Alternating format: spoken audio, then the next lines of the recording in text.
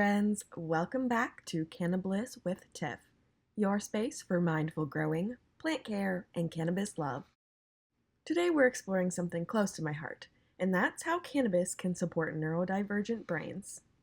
So, first things first. If you don't already know, neurodivergence means the brain works differently than what society considers typical.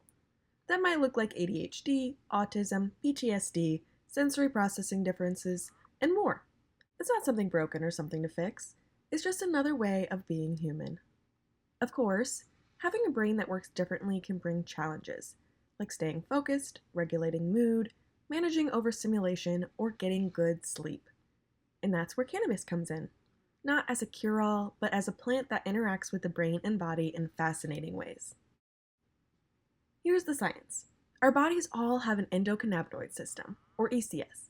This is a network of receptors, CB1 and CB2, throughout the brain and body. Its role is to help regulate functions like mood, memory, stress response, pain, sleep, and possibly sensory processing.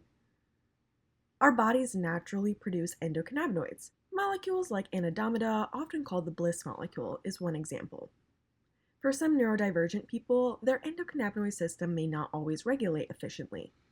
Plant cannabinoids like THC, CBD, and CBG interact with these receptors and can influence neurotransmitters such as dopamine, serotonin, and GABA. Dopamine is involved in motivation and reward pathways, which is especially relevant for ADHD. Serotonin affects mood and anxiety, and GABA contributes to calming overstimulation. Cannabis compounds don't replace these systems, but they may support them in some contexts. ADHD is often linked to dopamine differences in the brain's reward pathways. That's why tasks like paperwork can feel impossible, but hyperfocusing on a passion project feels electric. Some people report that cannabis temporarily helps with restlessness and racing thoughts, possibly by interacting with dopamine signaling. Small doses may improve focus for some, but too much THC can worsen distractibility or anxiety. Journaling and mindful dosing can help find your personal sweet spot, where the brain isn't overstimulated but steady and engaged. Autism often comes with sensory hypersensitivity. Bright lights can feel like lasers. Background noise can feel chaotic. Many people, including myself, find that cannabis, especially CBD-rich or balanced strains, help calm overactive sensory pathways. Some studies suggest cannabinoids may modulate glutamate and GABA activity. Personally, it feels like the world softens from a sharp 10 down to a manageable 6. Everything's still there, but it's less overwhelming. PTSD and anxiety keep the nervous system in survival mode. Hypervigilance, sleepless nights, constant fight or flight. Research indicates CBD may reduce overactivity in the amygdala, the brain's fear center. THC in the right dose can reduce nightmares or flashbacks. Anecdotally, this allows the nervous system to feel safer and more at ease.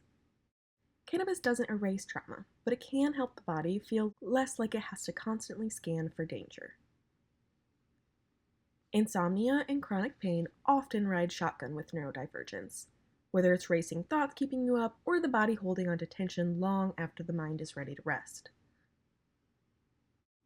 Cannabis may help support restful sleep through a few different pathways. THC in particular binds to CB1 receptors in areas of the brain that control alertness and relaxation. For some, this can help quiet that tired but wired feeling and make it easier to actually fall asleep. Another interesting layer? Adenosine, a natural chemical that builds up in your brain the longer you're awake, creating sleep pressure. Some research suggests cannabinoids may enhance adenosine signaling, especially THC and CBD, helping deepen the body's natural drive to sleep. It's not about knocking you out, it's more like gently tipping the balance towards rest.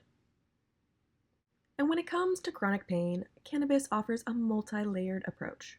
Activating CB1 receptors in the brain and spinal cord can help dial down how intensely the nervous system registers pain. Meanwhile, CBD and THC can reduce inflammation and relax muscle tension, both major players in pain conditions like fibromyalgia, EDS, and migraines. For neurodivergent folks who may already have a hypersensitive or dysregulated nervous system, even low levels of pain can feel amplified. So when cannabis helps calm the body's pain response, it's not just about physical relief, it can also free up energy and reduce the mental fatigue that pain brings with it. And it's not just neurodivergence. Many of us live with other co-occurring conditions like POTS, which is postural orthostatic tachycardia syndrome, Ehlers-Danlos syndrome, or autoimmune challenges. These can bring daily hurdles, like dizziness, joint pain, nausea, migraines, and fatigue. For a lot of people, cannabis can be one of the few tools that helps ease those symptoms. Like with nausea, THC interacts with CB1 receptors in the brain's vomiting center, and that can make POTS-related or chronic illness nausea less intense. This is also why so many people get relief from weed alongside of chemo treatments. For pain, both THC and CBD can modulate pain signaling and inflammation, which can bring relief for EDS and fibromyalgia pain.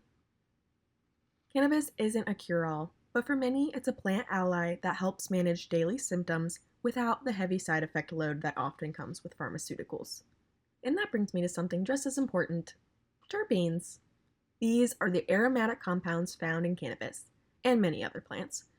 They don't just affect the smell, they also influence how a strain feels in the body and mind. Think of them as the essential oils of the plant world, each with their own therapeutic properties. For example, myrcene is known for its sedative effects, which can support deep rest and relaxation. It's often found in strains that are more calming or couch-locky. Linalool has calming and anti-anxiety properties. And, fun fact, it's also found in lavender, which is why both can have that soothing, spa-like effect. Beta-caryophyllene is especially interesting because it interacts directly with CB2 receptors in the ECS, potentially influencing inflammation, pain, and even gut health. Terpenes are why two strains with the same THC percentage can feel completely different. The terpene profile matters just as much when it comes to how a product will actually affect you. I'll be diving deeper into specific terpenes in future minisodes, so if you want to know which strains will chill you out and which ones will get you to clean the house, stay tuned. But what matters most is that cannabis is not one size fits all.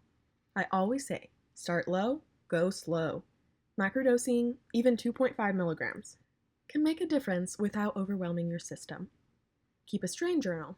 Note how different THC and CBD ratios or terpene profiles affect focus, sensory processing, and mood. And work with a cannabis-informed provider if possible. The goal isn't to mask neurodivergence or fit into a normal box. The goal is regulation, balance, and feeling steady in your own brain and body. If this sounds like you, cannabis may be the tool missing from your toolbox. And a little reminder, our brains aren't broken. They're unique, resilient, and creative. Cannabis isn't a cure, but it can be a partner, a plant ally, and a way to work with your brain, not against it. Thank you so much for joining me today on Cannabis with Tiff. If this episode resonated with you, please share it. The more conversations about cannabis we have, the less judgment there will be, and the more people can benefit. Until next time, stay kind to yourself, keep growing, and keep living in cannabis. Bye!